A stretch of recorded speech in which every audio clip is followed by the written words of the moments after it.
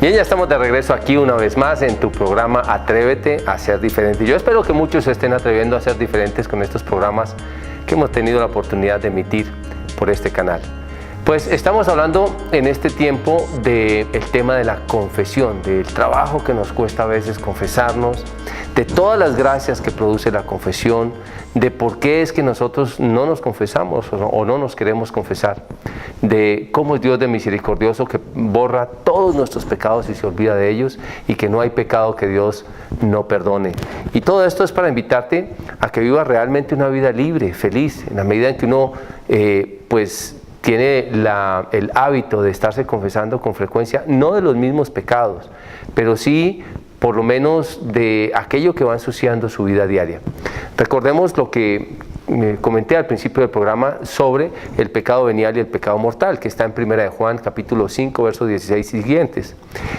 El pecado mortal es necesario que lo confesemos, y el venial se puede limpiar mediante el arrepentimiento y el acto de contrición, que lo puedes hacer en cualquier momento cuando vas a ir a la Eucaristía. Sin embargo, a una mística el Señor le dice, quiero que sepas que tu pecado venial me repugna, no quiero tu pecado venial, porque es como una copa de cristal donde le han pegado los dedos, se ve empañada, se ve sucia, y no quiero verte así, quiero verte absolutamente transparente. Así es de que en la medida en que nosotros podamos ir trabajando, arreglando vicios en nuestra vida, de la murmuración, del resentimiento. Por ejemplo, hay personas que dicen que uno no ha matado, ¿de qué se confiesa si no mata? Pues el Señor dice en su palabra, en Mateo, en el capítulo 5, dice, cualquiera que odie a su hermano es reo de muerte. Ustedes han oído que se ha dicho, no matarás, pero yo le digo, cualquiera que odie a su hermano es reo de muerte. Lo cual quiere decir que a veces nosotros matamos con el pensamiento, o le quitamos el habla a un hermano que nos cayó mal, que nos quitó una herencia, que quién sabe qué cantidad de cosas, y entonces a partir de ese momento le quitamos el habla, lo estamos matando, lo estamos sacando de nuestra vida. Pecados de resentimiento, de murmuración, por ejemplo, los pecados de la lengua son absolutamente graves. Cuando hablamos, por ejemplo, de los sacerdotes, de las religiosas, cuando murmuramos de los amigos, del director de la comunidad, de un compañero de la comunidad, es un pecado grave de la lengua. Estamos dañando a la persona, le estamos dañando muchas veces su reputación. Actos de amor que dejamos de hacer, los actos de amor, por ejemplo, cuando un pobre nos pide la ayuda, el cariño hacia la mamá, hacia el papá. A veces ayudamos mucho a los de afuera, pero en nuestra propia casa no ayudamos. O incluso aquellos pecados de omisión, cosas que podríamos nosotros advertir, hacerle a las personas, o que podríamos hacer y no lo hacemos. No ayudamos a las personas o no las sacamos a la luz. Y esto es importante que lo sepas. Otro tip que quiero también que tengas en cuenta es que en la confesión tú vas a confesarte de la categoría del pecado. Vas a confesarte de la inclinación en el pecado. Pero no es necesario que entres tampoco en tantos detalles, porque el mal se utiliza la lengua del ser humano, del penitente, para dañar o meter también de alguna manera morbosidad en la confesión. No tienes que decir las minucias, puedes decir perfectamente, Padre, me acuso de fornicación. Si el padre te llega a preguntar por qué dice que es fornicación, pues usted le contesta, pero el resto, si usted sabe qué es la fornicación, que está bien explicada en el Catecismo de la Iglesia Católica, pues simplemente puede decir, Padre, me acuso de fornicación, me acuso de infidelidad, me acuso de adulterio, me acuso de mentira, me acuso de robo, me acuso de esto, y me duele, salvo que el padre te pregunte el detalle. Ahora, la confesión no es una consejería espiritual. Y esto es muy importante, y es válido saber que en algunas comunidades, como en el caso de la Renovación Carismática Católica, se estila mucho la confesión de vida, en otras comunidades también, pero se estila la confesión de vida, que es cuando la persona pues no se ha confesado durante mucho tiempo y hace una muy buena confesión, un buen acto de contrición de toda su vida, y confiesa todos sus pecados durante un periodo de tiempo largo, los va anotando y va donde el sacerdote. Esa confesión es una confesión demorada. El tema es que hay personas que quieren que la confesión sea consejería espiritual, y la confesión no es consejería espiritual. Claro, el sacerdote puede dar unas orientaciones cuando tiene tiempo, la disponibilidad, cuando nace de su corazón, pero normalmente la confesión es, tú vas a confesar los pecados, a que el sacerdote sea testigo de que estás arrepentido de ellos y te da la absolución y quedas totalmente limpia y perdonada. Hay sacerdotes que no dicen absolutamente nada, solamente te confiesan. Entonces la persona se levanta de allí y dice, ay, no me sentí confesada. ¿Por qué no te sentiste confesada? ¿Qué querías? ¿Que te regañaran, que te golpearan? ¿Qué era lo que querías que te dijeran? ¿O lo que estabas buscando realmente era consejería espiritual? Lo otro, no tienes por qué ir a confesar los pecados de tu esposo, es que mi esposo hace, o mi esposa. No, son tus pecados, lo que tú haces, lo que tú dañas a los demás. A veces en las confesiones se escuchan pues ese tipo de cosas que van a confesar cosas de otros o a acusar a otros. No, la confesión es para que confieses tus propios pecados. El otro tema es que un pecado que confesaste y que recibiste la absolución, no tienes por qué volverlo a confesar. Si lo vuelves a confesar, estás cometiendo un pecado más grave, que es desconfiar de la misericordia de Dios, porque ese pecado ya quedó perdonado. Entonces, tienes que saber que te confesaste y borrón y cuenta nueva y comienzas tu vida de nuevo. Ahí tienes que hacer un esfuerzo para tratar de no volver a caer en la tentación, pero el propósito de la confesión es que te confesaste y eso quedó borrado en la presencia del Señor, absolutamente borrado. Lo leímos en Ezequiel 18, del 21 al 23, donde dice, yo no volveré a acordarme de sus pecados. Pues bien, estos tips de las confesiones, ¿por qué? Porque a veces hay una larga fila, están confesando antes de la Eucaristía, se alarga hasta la misa y de pronto las personas que están confesando quieren comulgar. Y entonces resulta que entra una persona a hacer una consejería espiritual y los otros se quedan sin la comunión porque no alcanzaron a recibir la absolución. Entonces es bueno que lo tengas presente. De otra parte, el sacerdote no es malo porque te diga que no te puede dar la absolución. Por ejemplo, hay personas que viven en adulterio o que viven en concubinato, es decir, sin tener el sacramento del matrimonio. Asisten a un retiro o asisten a cualquier digamos predicación y salen realmente con la intención de confesarse, les duele su pecado, pero no están dispuestas a dejar de vivir con la persona que están viviendo, ni hacer un alto, ni pasar del concubinato al inquilinato, es decir, a que vivan en piezas separadas, mientras pueden tener el sacramento del matrimonio. Entonces el sacerdote con mucha lógica le va a decir, yo me muero la pena, pero no le puedo dar la absolución. O si le doy la absolución, usted se compromete a que no va a volver a vivir con esa persona. Y ahí es donde entonces se molestan, que es que la iglesia no perdona, ¿qué es lo que queremos? ¿Que el sacerdote y la iglesia alcahueteen nuestro pecado o que sean luz para nosotros? Ahora, esto va a ser un tema que seguramente en algún momento explicaré en algún programa. Porque a veces pensamos que pecado es todo malo y entonces nos dedicamos a hablar del pecado. No, nosotros tenemos que hablar de bendición, tenemos que hablar de camino derecho, tenemos que hablar de oportunidades, pero también tenemos que ser realistas, que también tenemos que tener un cambio de vida, Porque no es posible, por ejemplo, personas que se acercan con ocasión del programa que hice hace un tiempo aquí sobre los efectos del ocultismo. Y una señora me decía, es que a mí me pasa esto, me pasa esto, me pasa esto, me pasa lo otro. Le dije, bueno señora, cuénteme una cosa, ¿y usted está en gracia? ¿Y qué es estar en gracia? Y le comento. No, pues sí, yo estoy en gracia. Y le dije, ¿y usted hace esto y esto y esto con su esposo y esta, todo lo que le compartí?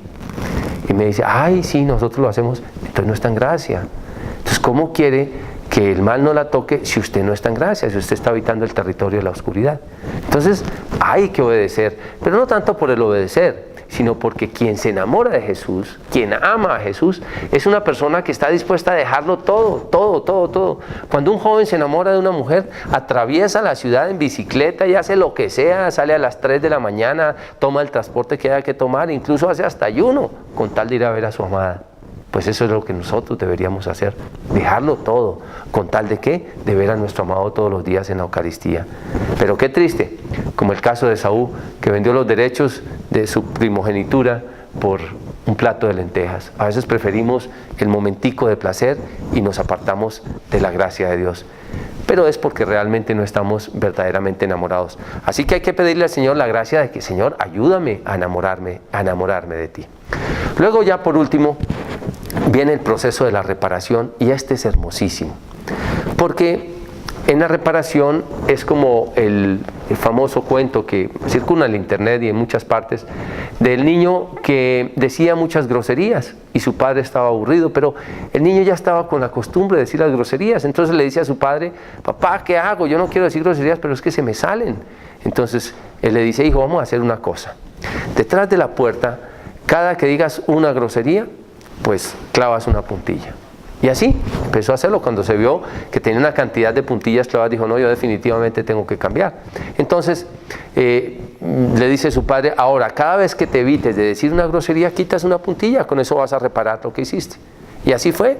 El niño dejó de decir groserías y pronto se vio que ya había quitado todas las puntillas, pero en la madera quedó una cantidad de huecos que dañaron justamente la puerta de su casa.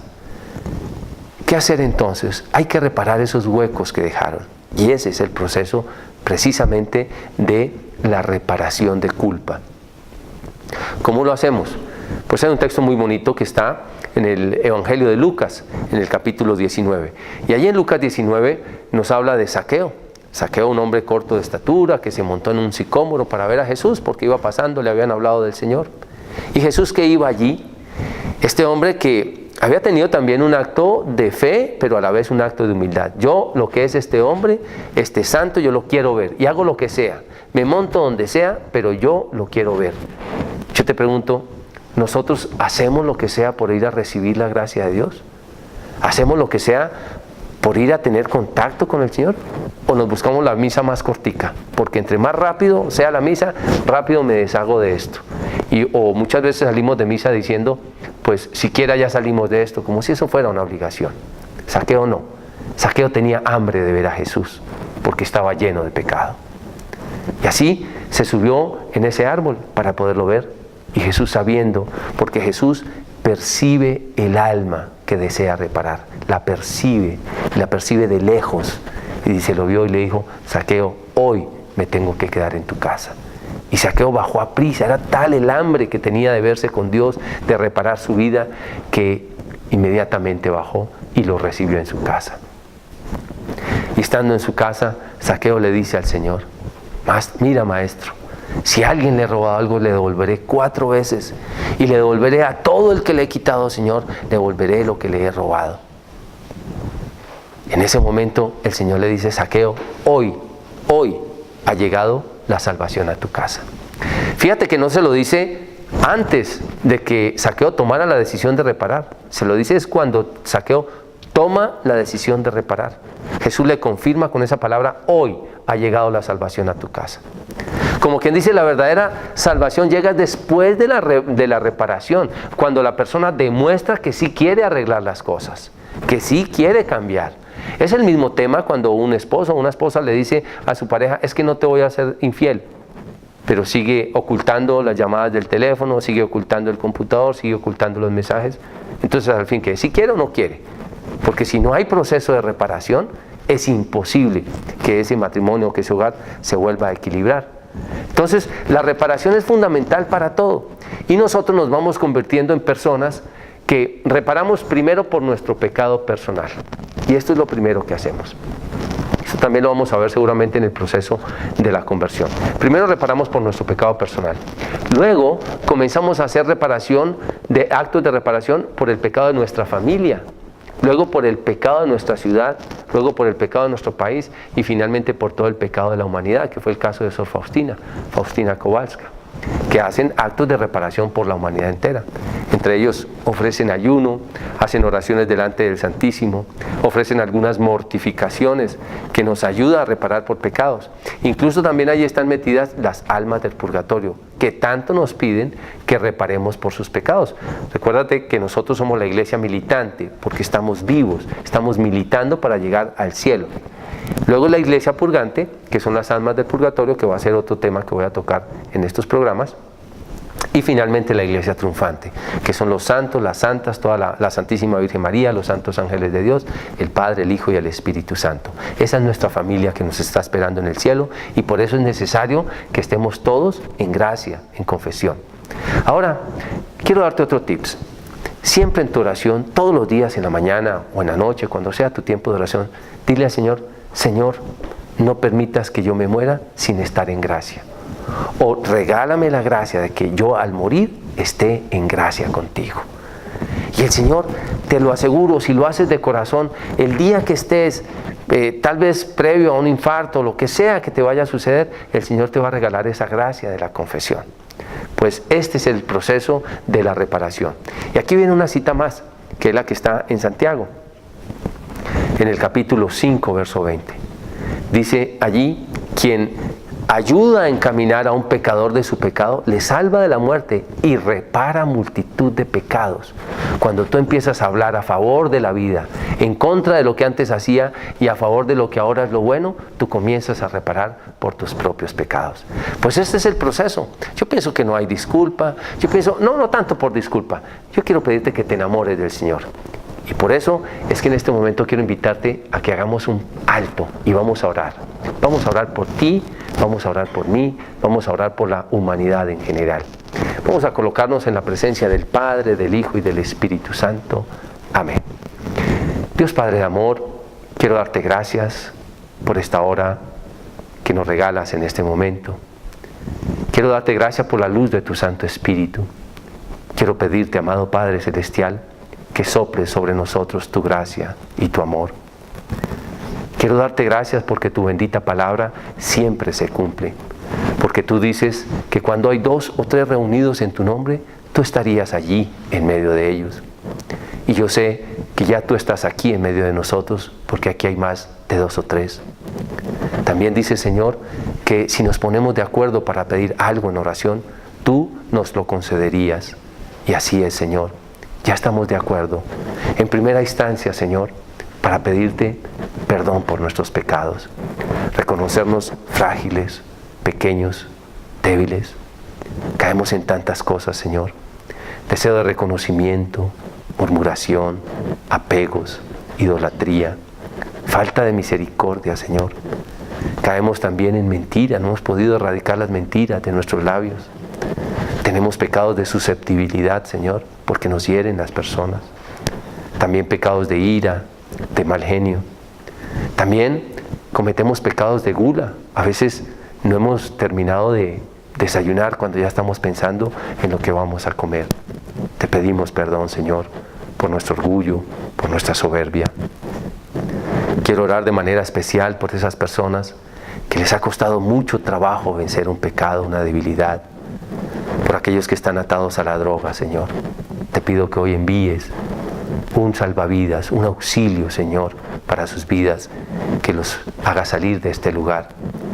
También oramos por los que están atados a la sexualidad desordenada, pornografía, homosexualismo, por todos aquellos que están en infidelidad, en adulterio, por todos los hogares, Padre Santo, te lo pido en el nombre de Jesús, especialmente aquellos que están separados o que están en proceso de separación, que sus vidas están llenas de dolor, de amargura en este momento. Quiero orar por los enfermitos que están en las unidades de cuidados intensivos, por aquellos que les han acabado de diagnosticar una enfermedad terminal. Quiero, Padre Santo, de manera especial, orar también por los presos, los que están en las cárceles, por las personas que están solas y están anhelando una pareja, Señor, que han pensado que su vocación es el hogar y todavía no la han podido tener. De manera especial quiero orar también por las mujeres que no han podido concebir, las parejas que no han podido concebir y que anhelan un hijo. Señor, trae la luz a sus vientres. Yo te lo pido, Padre, en el nombre de Jesús y por la intercesión de la Santísima Virgen María y por todas las necesidades de estos hermanos que están viendo este programa. Todo esto te lo pedimos, Padre, en el nombre de Jesús. Amén. Bien, mis queridos hermanos, hemos llegado al final de este programa. Como siempre, un abrazo de agradecimiento para todos. Quienes habla Juan Alberto Echeverry, me pueden buscar en la página web juanalbertoecheverry.com, www.juanalbertoecheverry.com, o escribirme a mi correo electrónico j-echeverry@hotmail.com. También puedes buscarme en Facebook como Juan Alberto Echeverry, escritor o autor, porque el personal ya está lleno, tiene que ser en el de autor o escritor, que es donde puedo recibir, pues digamos, a las solicitudes de las personas. También quiero compartirte que pues estamos disponibles para cualquier sugerencia en este programa. Así es de que quédate también en la sintonía de este canal, que ya viene otro maravilloso programa, y contigo nos volvemos a ver, si Dios quiere, la próxima semana aquí en Atrévete a Ser Diferente. Hasta una próxima oportunidad. Dios te bendiga.